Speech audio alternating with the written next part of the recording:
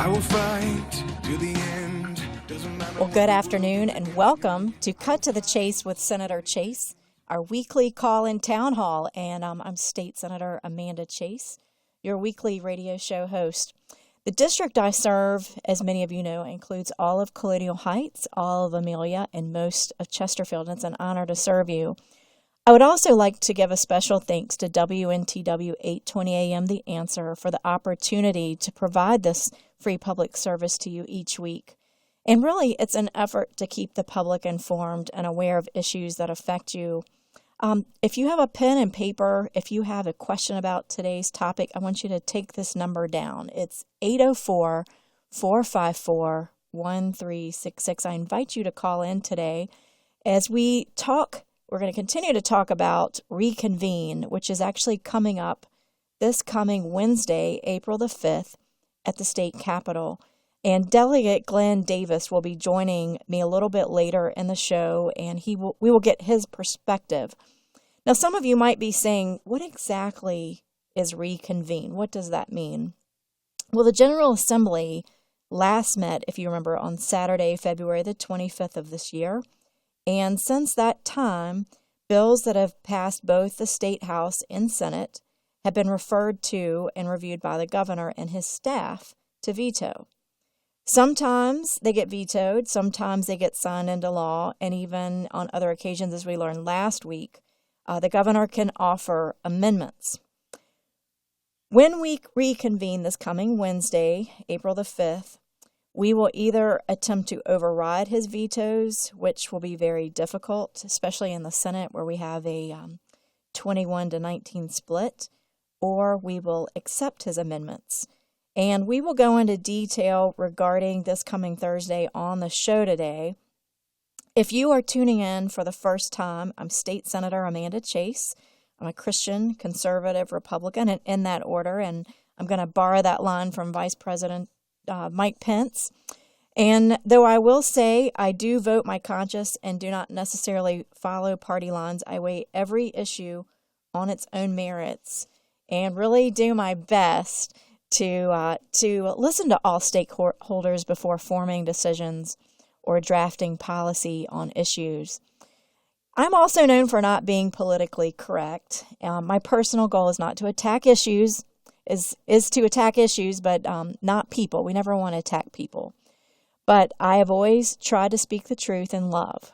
We're never going to agree with even our closest friends. My husband, who's my best friend, we don't agree on things 100% of the time, but for me personally, I do strive to focus on the issue and not the person. And so that brings me to my next point, friends. Can I just say this? We need to speak the truth in love to people.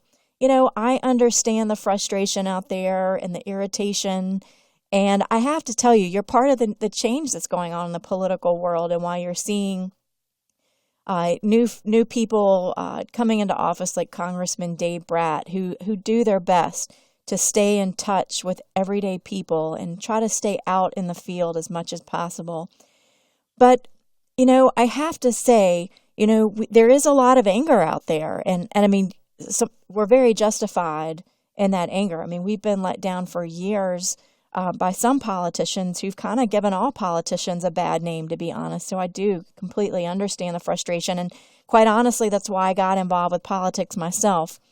But everyone is passionate about a particular issue. But please remember this, that as the saying goes, you get more flies with honey. I mean, I will tell you that has really helped me a lot out in the General Assembly.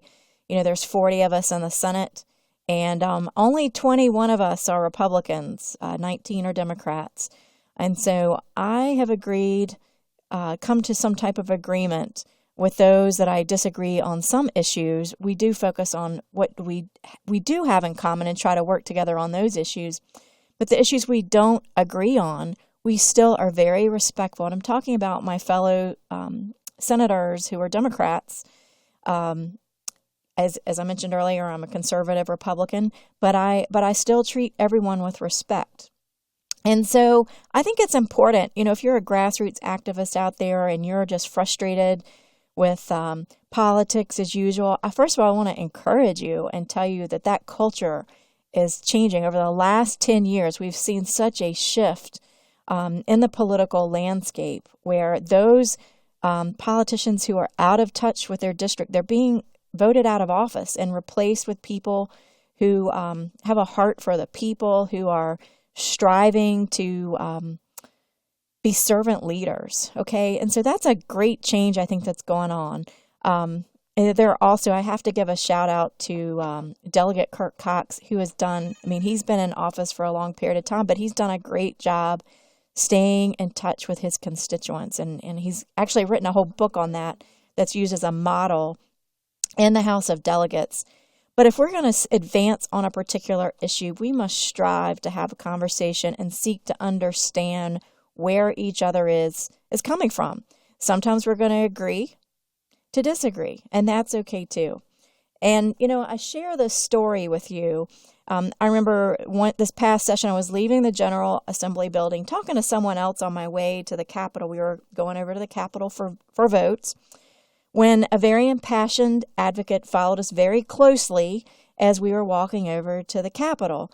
Now, literally, she was hovering. I finally turned to the impassioned woman, who I could tell was very upset, and I wanted to calm her down.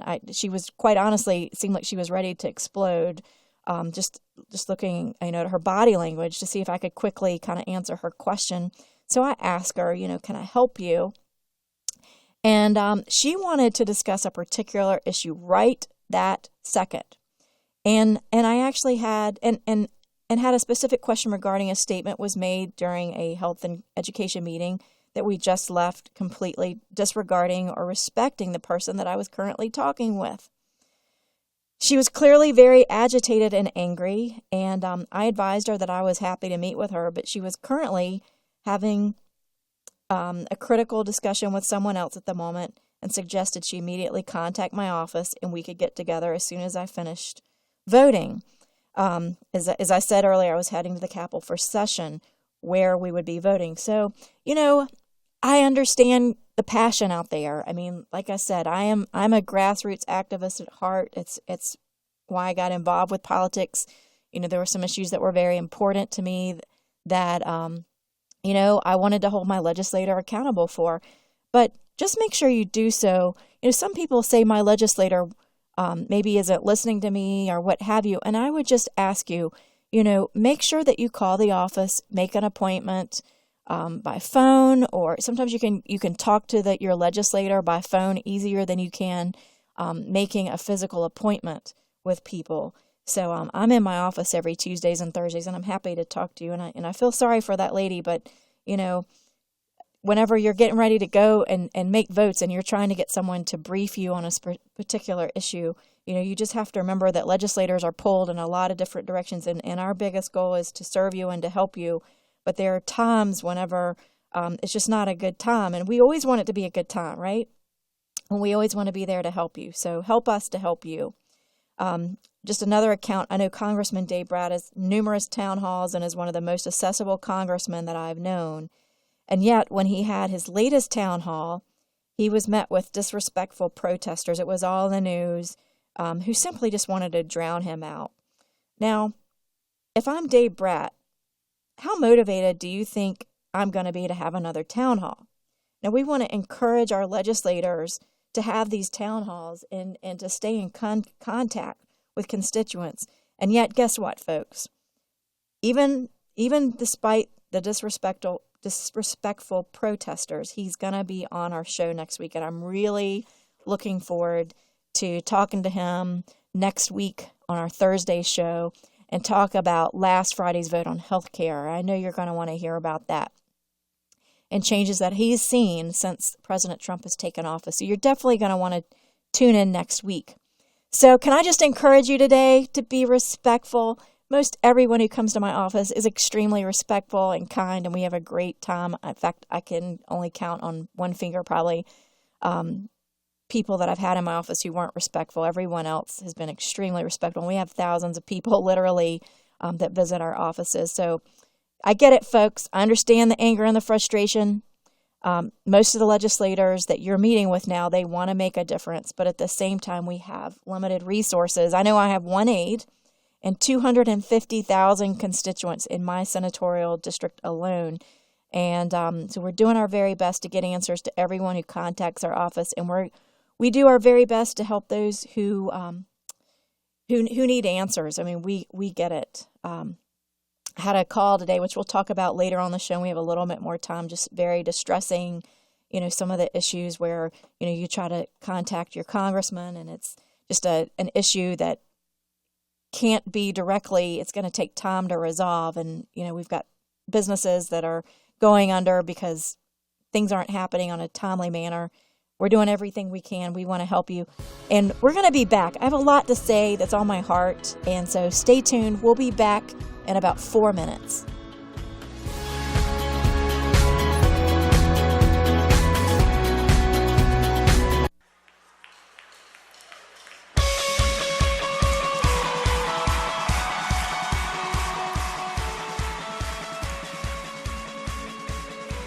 Thanks for tuning in. You have reached Cut to the Chase with Senator Chase. I'm State Senator Amanda Chase, your weekly radio show host, and it's an honor to be with you all today. And our very special guest today is Delegate Glen Davis, and he's also running for Lieutenant Governor.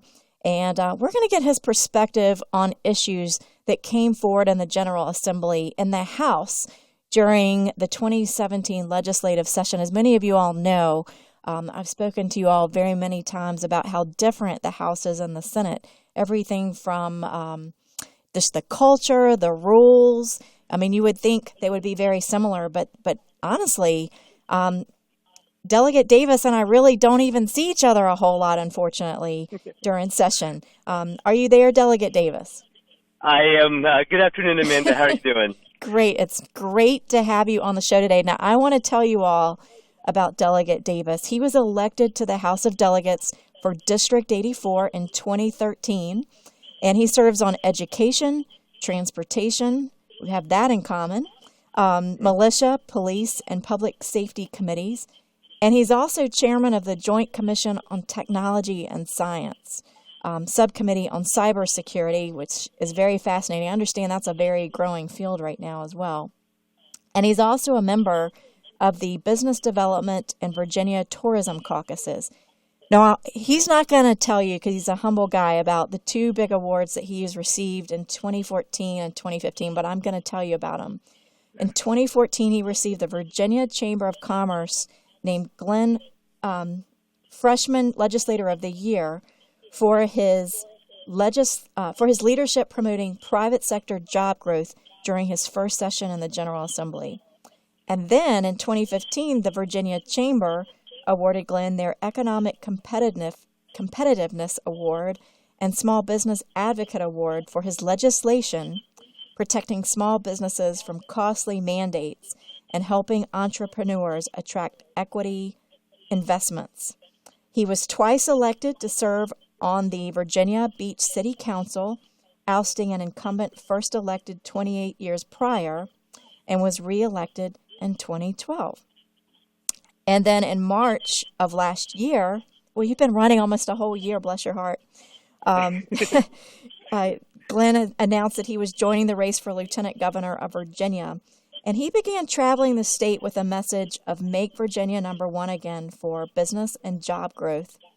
His platform of tax reform, easing regulations on small businesses, modernizing education, and creating 21st century jobs has earned respect and support throughout Virginia. Delegate Davis recently traveled to Estonia to bring technology jobs to Virginia and traveled to Massachusetts Institute of Technology to broaden the uses for Virginia coal. And Glenn, I definitely want to talk about that today, especially given our bill on coal ash. And Glenn and his wife Shell live in Virginia Beach. They're both active in community and charitable efforts throughout Hampton Roads. Delegate Davis, it's so nice to have you on the show today. Well, Amanda, thank you so much for having me. I really appreciate it. And you're right. I think sometimes I think since the end of the session, I've seen you more than we did during the 45 days in session. I know. We got to see each other at the Colonial Heights GOP meeting this past Monday, and it was great to see you in the district. So yeah, I was telling people that the House and Senate are very different. And, I, being an activist for 10 years, and really had no idea. We really do run parallel and simultaneously operations until we go into conference at the very end. And so we really look forward to hearing from you today on what happened in the House. So the past couple of weeks, I've talked to our listeners about the top 10 issues that came up during the General Assembly this year as far as the Senate is concerned. Tell us today about your top 3 bills that you sponsored this year and how they fared. Sure. Well, the most important bill that I think that I had up, and one of the big ones for the chamber, was one that the governor just recently vetoed, and that was a bill that prevented localities from mandating higher artificial wages for employees for companies when being awarded a local government contract. So we have localities, some of them already, that basically mandate that a business pay their employees higher wages than average if they were to get a local government contract, which, as you know, increases the cost of doing business, increases the cost of projects to the taxpayers in localities, and it drives local businesses crazy because now they have 2 sets of wages depending on whether they're on a local government contract or not. And having done federal contracts back when I used to do cabling, it used to be a nightmare for us when I'd have some members on a federal contract at Davis-Bacon wages, and then we'd have to go to a separate contract that was market rates and all the problems it caused inside the company. So we put that out there. It was a good pro-taxpayer bill, and the governor vetoed it. Obviously, we're going to override his veto probably when we get back next week, but unfortunately, there won't be enough votes over in the Senate. So well, I will be supporting it. Well, thank you very much. Thank you. That's the first big bill we had. Another big bill that we put in, which is going to study with the Small Business Commission, and we've gotten it further and further every year, is a bill to get rid of this old antiquated double taxation policy on Virginia businesses. Right now in Virginia, if a company sells high-tech services into another state, so think cyber, for example, cybersecurity or IT services where you provide it remotely, Virginia wants income tax on that revenue because the workforce was in Virginia. Almost every other state, like Maryland, wants income tax on that revenue because the customer was in the other state, and it's causing Virginia businesses to be double taxed. It used to be every state was the same back in the 50s and 60s and 70s, and they all charged on where the work was done. But now just about every state in the nation except for Virginia has changed to charging where the customer is, and that leaves Virginia businesses being double taxed, and that's why so many of our high-tech companies are leaving the state, and why so many of them that are looking to relocate won't look at Virginia. And then the third one that is a little bit out of the fold for me, but it came to me from some people that were afflicted with Crohn's disease. They were looking for the use of cannabis oil for helping with that disease. And I used to have a very good friend of mine that had Crohn's disease, and I knew of it well, and I got involved with a lot of the studies and talked to a lot of people that had been afflicted with that, and the significant difference it made when they were allowed to be on cannabis oil, obviously in other states. So I was honored to carry that bill for them, and I think we're going to see a lot of progress. It'll be researched over the summer. I think we'll see it passed next year, but we just need to make sure that people that are afflicted with these diseases aren't forced to suffer solely because they're our neighbors and friends in Virginia. They should be able to have the same access to these treatments that you have in other states, especially when, in many cases, this cannabis oil would replace opioids, which you and I know is having tremendous negative impacts across the Commonwealth with that addiction. You're exactly right. And we've actually talked on our show. We've had Sheriff Carl Leonard from Chesterfield to come in and talk about his SAVE program that he successfully has implemented in Chesterfield. Now, we're going to come back in 15, let's see if we've got 15 seconds left. We'll come back in 4 minutes. Glenn, if you'll hang on, we'll get you back on in just about 4 minutes. Stay tuned, guys. We'll be right back.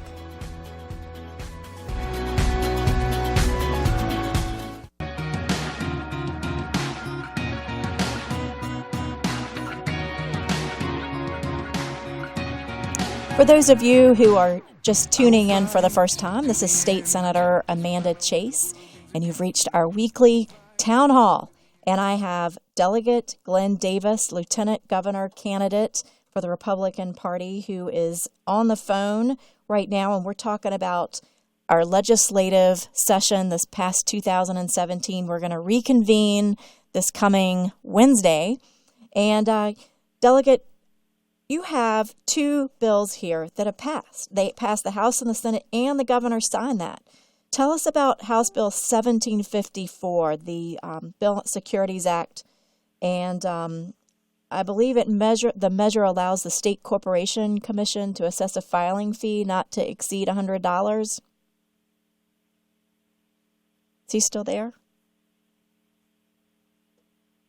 Amanda? Yeah. Amanda? Can you hear me? Sorry, I lost. Yeah, I got you. I lost you there for a sec. I apologize. No. So the actual filing fee was already in place. What the bill does is 2 years ago, Virginia was one of the first states in the nation to allow crowdfunding from unaccredited investors. So it used to be that before 2015 that you could only raise money for your businesses as an entrepreneur from accredited investors, so think kind of high net worth individuals. And before you did that, you had to have what they call a public placement memorandum. It's a very expensive document to have created. And then in 15, it was the federal government allowed states to go and have crowdfunding in place that you could raise from unaccredited investors up to, I believe it was $10,000. And Virginia was one of the first states to put that in place. Then in 2016, the federal government came out with new regulations that actually opened things up even more, and we made use of that. And then it looks like this last year, right before session in 17, maybe not right before, but in May, the federal government finally came up with their own version of crowdfunding that really allowed businesses all across the nation to raise funds from unaccredited investors up to certain limitations without having to go through the expensive process of a PPM and that sort of thing. And what we did in Virginia was then codify a business's ability to go and make use of that federal legislation and federal opportunity to raise monies around the nation and not have to pay any more than what they were already paying the register to begin with, which was just that $100. Very good. Now, you had another bill that also passed, House Bill 2436, Auditor of Public Accounts, Online Database, Register of Funds Expended. Explain to our listeners what that means. Sure. This was actually a bill that was brought to my attention from someone in Norfolk, and he said, Glenn, can we have greater transparency like they do in Ohio of where our funds have been expended in the Commonwealth and be able to go and click down on graphs? And I knew what he was talking about well because when I was on city council, we implemented that exact same thing where you could go and see the budget and click on a pie chart and drill down to the vendors and to the all the major categories of expenses. And at the state level, we had it, but only the major agencies, not all of our agencies. And it wasn't quite as detailed with the expenditures as I would have been used to in Virginia Beach as well as what they did in Ohio. So I carried the legislation that now requires at the state level the staff to itemize all of the agencies with all the major categories of expenditures, all of our expenditures, so the taxpayers can drill down and see where all the monies are truly going that we as taxpayers provide. You know, what I really love whenever I'm looking at the list of legislation that you are chief patron of, that we have in common, is our desire to address BPOL and the corporate income tax. You and I have a lot of the same themes going where we're trying to, economy is always the number one issue that's most important, and it's a bipartisan issue. I mean, everybody wants a job. They want to provide for their families, and it's always a challenge for businesses to do so. And thankfully, we have a new administration in place that is hopefully going to repeal some of that overreach and everything. But I was looking over your bills, and I was like, we have a lot in common here with different themes and trying to help business. And isn't it frustrating whenever you get that bill before a finance committee and they don't allow for growth? And that is so frustrating to me. They're like, where are we going to take this out of the budget somewhere else? And you can't calculate growth in their formulas. That's exactly it. It is. And I've always admired, like you said, the same thing. a lot of the bills you've been putting in, they're transparency bills, and they're bills that would help our economy grow, bills that would help small businesses start to flourish and create jobs. And we have the same frustration. I know you have to deal a lot with it on the Senate Finance, and in the House, it's the House Appropriations in many cases. And then, of course, when we try to get rid of some of these, burdens, we have to go to our House Finance side, and it really is frustrating. Well, tell us a little bit. I know I'm doing this a little bit backwards because I know we have 15 seconds to go to the break. Stay on the line if that's okay. I would love to have you for the next segment to talk about coal ash. So if you have a few more minutes, stay with us. We'll be right back.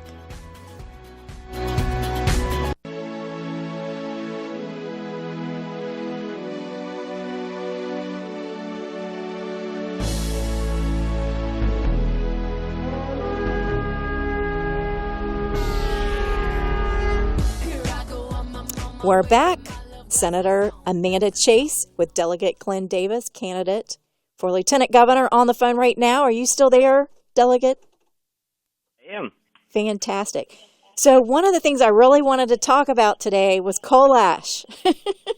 And whenever we had the Republican Advance this past December, you had a seminar there that I really wanted to go to and was pulled in a different direction. So I really, quite selfishly, wanted you on the call today so that we could talk about coal ash and get your thoughts. We have a Chesterfield power plant, and we have mountains worth of coal ash. And so I've partnered with Senator Servell in a bill that is an evaluation bill. And basically what it does is it says before we spend the money, which is going to be passed on to the ratepayer, to cap and seal this coal ash in place, we need to do a one-year evaluation and figure out what options we have. Should we excavate the coal ash? I have a line facility in Amelia County that is already accepting coal ash from North Carolina.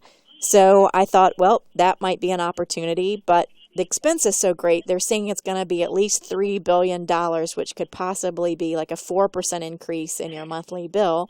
So everything has a cost associated with it. I'm interested in hearing your thoughts. Well, I'll tell you, Amanda, you know, you and I were just together, was it last week, over at a GOP committee, and this is where us having a 45-day session sometimes gets in the way of us actually having some of the communications that would be beneficial, because, you know, this bill came over, you know, it came to us, obviously, like you had mentioned, it kind of got gutted, although that wasn't necessarily my perception, you know, when it first came over with the amendments, and Rob Bell spoke about it. And but the way you explained it, now I understand more of the insights that I did not understand, because I never, you know, obviously was there for the testimony on the Senate side. So this makes complete sense. And, you know, I thought we were doing something good when we passed it out of the House. Did not understand your explanation of, you know, really we kind of let things probably get a little bit far and kind of gut things a little bit too much with some of the amendments. And so it's been extremely helpful just to get that 5-minute blurb from you, you know, earlier this week about it. Well, that's awesome. And I know it flies fast and furious. And, you know, Senator Servell and I had to make a choice. We had to decide whether to take the bill into conference, which basically gives you, to the listener, about 24 hours to come to some type of resolution, or you could ask the governor for amendments and try to restore the bill back to the original language that passed out of the Senate. So it would give us this time that we didn't have to kind of explain it, because a lot of times most of the work is done in subcommittee or the regular committee, and when you see it pass out unanimously, you know, you think, okay, this is what you want, this is what you want. And so it's given us an opportunity to go back and say, well, actually, no, this is really what we want. So we appreciate the opportunity to go back and educate and inform. We knew we needed the time to do that, because it was a fast-tracked train heading in the wrong direction. Is that fair to say? It is. You know, our forefathers, I think they had the right idea in Virginia and even in Washington, where they didn't want to make it easy to pass laws. Absolutely. And obviously in Virginia, it's not, when you have something that is so detailed, and you got 45 days to do 2,000 bills, and some of them are extremely detailed and in the weeds, but they need to be because that's where you find the solutions. Sometimes it's hard to get those measures through, but like you said, that's what some of these additional times are for, like this period before reconvene, where some of us can get a better understanding with some of the challenges that came in front of us, and hopefully we see something coming out. It looks like it is coming out where we have a chance to better assess it with the proper changes. Yeah, I'm all about spending money once instead of twice. And a lot of people didn't realize that the taxpayer, or the ratepayer rather, was going to have to foot the bill. So if we did it, once, twice, 3, 4 times, I'm like, as a mom of 4, I like to pay for things once. But yeah, exactly. But now tell us Exactly. about your, you had a seminar, and forgive me for not remembering the exact name of it. I wanted to go to it really bad. What was the name of that seminar you had at the Republican Advance in December? I think I named it 21st Century Coal from coal fields to computers. I think is similar to how we named it. So give us a little summary of that seminar, if you could. Sure. So it started when I was traveling through Southwest Virginia, and obviously we all know how the EPA and the governor has been hurting the coal industry. And I wanted to find a solution for coal, and I knew it just wasn't, going down there saying we support coal. And I ran upon this research being done out at MIT, where they have a 3-year grant from ExxonMobil to look at using powdered coal to replace silicon in things like computer transistors, as well as solar panels. You see, powdered coal is a pure conductor, and for example, with solar panels, it takes 7 layers of silicon to have the same sunlight absorption and energy transference as 1 layer of powdered coal. So there's so much opportunity for coal, and so I flew out to MIT. I met with the lead scientists on coal out there. I was so amazed, and after I explained I got a D and AP chemistry in high school, and they dumbed it down for me, I understand now why there's so much more opportunity with coal now that we understand the molecular level of it than just burning it. And so I flew in those leading scientists to the Republican Advance to do a breakout session for me with our party so we could see what true potential that coal has and how, honestly, Southwest Virginia can become the 21st century Silicon Valley. Wow. We definitely need to chat because as a part of this, these governor's amendments, one of the things we have in that bill is to evaluate opportunities for recycling. And I know that Senator Serville and I met with some folks from North Carolina that were creating anything from rail ties to molding for your house. So that is an incredible idea. And gosh, we've got 1 minute to the break. We just need more time, don't we? I want to give you the opportunity to talk about your business and give us a little bit about that. Sure. Well, I appreciate that. My business is a telecommunications company, and we do high-speed voice and data networks for medium to enterprise-sized companies. It's a company I started back in 1999 out of a one-bedroom apartment, and it was one of the 100 fastest-growing IT companies in the U.S. in 2007. And then we took it nationwide and had operations in 48 states starting in 2009. And it was just a tremendous opportunity to provide businesses with high-tech access or access to high-tech telecommunications, voice over IP, and that's what it still does today. Delegate Davis, you're the best. Thanks for coming on the show today. Amanda, thank you for having me.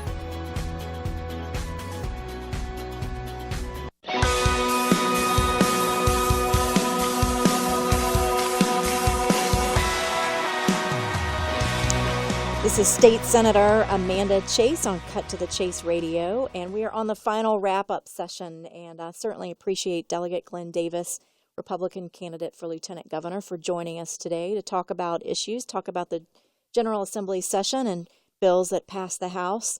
It takes a lot for a bill to get passed, and I know for me personally, I had 12 bills that I was chief patron on, and actually was the co-patron for 28 other bills. And we've already talked about those on the show, and so I'm not going to go over all those. But there are a couple of bills that I co-patron that were approved by the governor, and one of those has to do with adoption.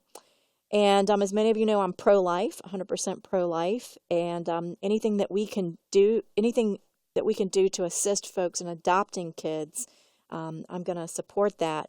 But this bill was signed by the governor. It creates a new program of parental leave benefits for full-time state employees with 1 or more years of continuous employment with the Commonwealth. And they can adopt an infant under 1 year of age, or if they're the natural father, an infant under 1 year of age. And the amount of leave would be equivalent to the amount of paid leave awarded to an employee pursuant to short-term disability for maternity leave. This bill specifies that the parental leave coverage shall apply only to eligible state employees who take custody of an infant in the course or of an adoption on or after July the 1st of 2018, so July of 2018 coming up, or for a natural father for an infant born on or after July 1st, 2018. The Department of Human Resource Management is directed to develop the guidelines and policies for implementing the parental leave benefits. And the bill also directs the Joint Legislative Audit and Review Commission to analyze parental leave benefits for state salaries in other states and the cost of providing such benefits to the employees of the Commonwealth. And the bill has a reenactment clause that applies to all provisions of the bill except the JLARC study, which is effective July 1st of 2017. And that was introduced by my seatmate, Senator Suderline, and I signed on as a co-patron. And if you want to look at that, you can go to LIS. It's lis.virginia.gov, and it will give you a list of all the bills right there. There was also a bill, Senate Bill 1414, which was signed by the governor, that allows students who receive home instruction to participate in AP, PSAT, and NMSQT. So Senator Newman was the chief patron, and I co-patroned that with him. And there are other bills. There's one for speech on campus that passed. There's one on dispensing and using naloxone and opioid reversal, which is a good bill. Veteran Services Foundation. So we did have a number of bills. There's a waiver of tax penalties that was introduced by Senator Sturdivant. So keep tuning in. Next week we have Congressman Dave Brett. You'll definitely want to tune in next week between 4 and 5 on WNTW The Answer. Stay tuned. We'll see you next week.